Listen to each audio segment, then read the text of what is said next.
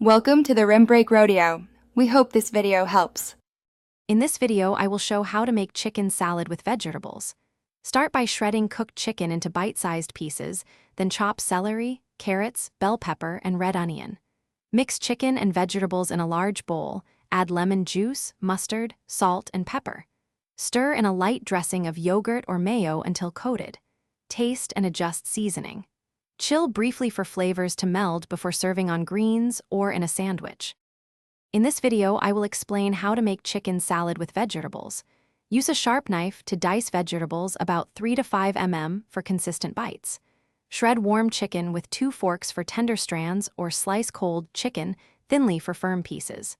Rinse and dry greens thoroughly if using as a bed. Keep dressing separate until just before serving to prevent sogginess. Toss gently to combine just before plating. In this video, I will help with dressing options for chicken salad with vegetables. For a creamy option, use Greek yogurt or a 50/50 combo of mayo and yogurt for smooth texture. For lighter salads, choose olive oil, lemon juice, and mustard whisked until emulsified. Add salt, pepper, and a teaspoon of honey to lift flavors. Taste and adjust salt or acidity.